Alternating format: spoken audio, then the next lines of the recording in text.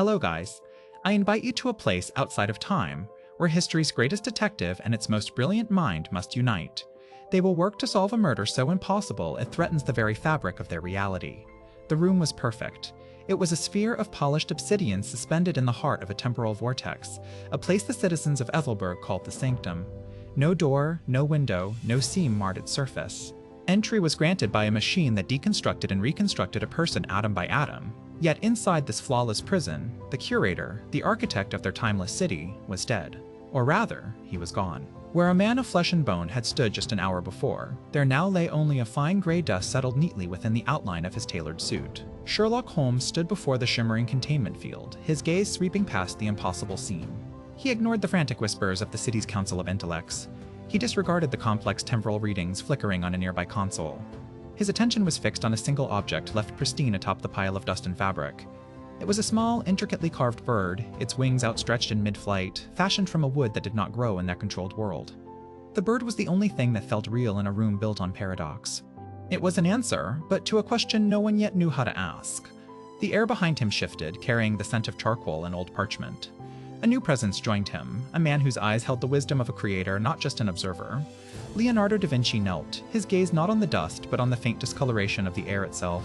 His fingers traced invisible lines, sketching not what was there, but the memory of what was taken. The detective and the artist, the logician and the polymath had their board. The piece was set. The most impossible game had begun.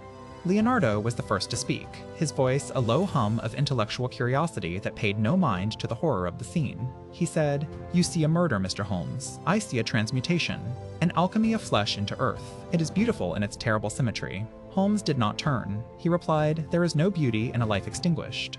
There is only a puzzle of cause and effect. This dust has a cause. The bird has a cause. They are linked." Leonardo finally rose, his eyes twinkling with a mind that saw the world in layers of breathtaking complexity. He walked around Holmes to study the wooden bird through the field. He noted the grain of the wood. It follows the golden ratio. The feathers, their barbs are spaced according to the Fibonacci sequence. This is not merely a carving. It is a mathematical sonnet.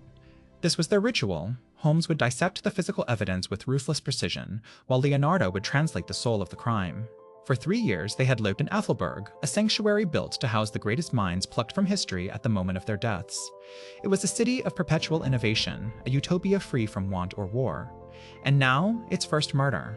The victim was the Curator, the only man who understood the fundamental mechanics of the city's temporal stability.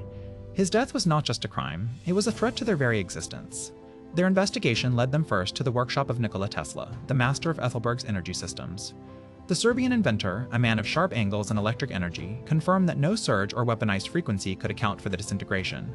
He spoke of energy as a river, a force to be directed, not a hammer to smash things to dust. He was a dead end, but a useful one. He eliminated an entire category of possibilities, a fact Holmes noted with a curt nod of appreciation. Next, they visited Marie Curie in her laboratory. She was a woman of quiet intensity, her focus absolute. She analyzed the dust. It contained the exact elemental composition of a human body, down to the last trace mineral. But the carbon bonds were shattered, aged billions of years in an instant. She confessed, "It is as if the victim experienced his entire cosmic life cycle in a single moment. It is a physics I do not comprehend." Leonardo, however, saw something in her words. He took out a leather-bound journal and began to sketch. He drew a man, then a tree, then a star. He drew lines connecting them, cycles of decay and rebirth. He murmured, "The end is always the beginning. Nature wastes nothing." What if this was not an act of destruction, but one of transformation? Holmes grew impatient with the philosophical meandering. He needed facts, not sketches of cosmic poetry. He pressed Leonardo, the bird Leonardo. The bird is the anomaly. It is not from this world. It is the killer's signature. What does it tell us? Leonardo looked up from his journal, his expression serene. It tells us our killer is not a scientist, but an artist. Someone who understands that the most profound statement is not made with a weapon, but with a symbol. The investigation stalled.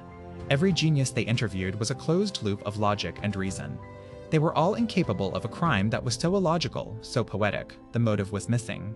In Aethelburg, there was no greed, no jealousy, no passion in the mortal sense. So why kill the Curator? The answer came from an unexpected source. A quiet historian named Alara, a woman whose job was to maintain the integrity of the biographies of Aethelburg's citizens. She approached them in the Grand Library, her hands trembling slightly. She spoke of a hidden text, a philosophical treatise written by the Curator himself. It was a secret he had kept from everyone. The treatise was called The Gilded Cage. In it, the curator argued that Aethelburg, for all its genius, was a prison. He believed that true human potential was forged in struggle, in the finite dance of life and death, not in an eternal paradise of the mind. He argued that their genius was being wasted, preserved like a museum piece, instead of being allowed to shape the messy, chaotic, beautiful flow of human history. He had planned to dismantle Aethelburg. A major twist unfolded before them. The curator was not murdered to silence him. He was murdered to fulfill his own philosophy. The killer was a disciple. Leonardo looked at the wooden bird again, this time through the lens of this new revelation. The bird was not a signature. It was a message. A bird in flight, freed from its cage. His eyes met Sherlock's. The logician and the artist finally saw the same picture. Their killer was not motivated by hate, but by a profound and twisted form of love. They believed they were setting everyone free. The search narrowed. They were not looking for a monster, but a zealot. Holmes re-examined every testimony, not for lies, but for philosophical alignment. Who among them had expressed a subtle dissatisfaction with paradise? Who spoke of the outside world with a sense of longing? The clues were not in what was said, but in the silences between the words. Leonardo reviewed his sketches. He had drawn each of the geniuses they interviewed. He saw it in the portrait he had made of the historian Alara. In her eyes, he had captured not just intelligence, but a burning, fanatical devotion. A desire not just to record history, but to create it. The final piece clicked into place. The weapon was not a device of physics, but of biology. A concept Leonardo himself had theorized about in a lost notebook. A way to accelerate cellular decay through a resonant frequency, a death that was merely a rapid return to the elements. It was a theory only a historian with access to his complete works could have found and weaponized. The murder was an act of supreme, terrible art, designed by a historian who had fallen in love with a dead man's dream. The climax was not an accusation in a dark room, but a quiet conversation in the gardens of Aethelburg. Holmes and Leonardo approached Alara as she tended to a bed of impossible flowers, blooms that changed color with the shifting light.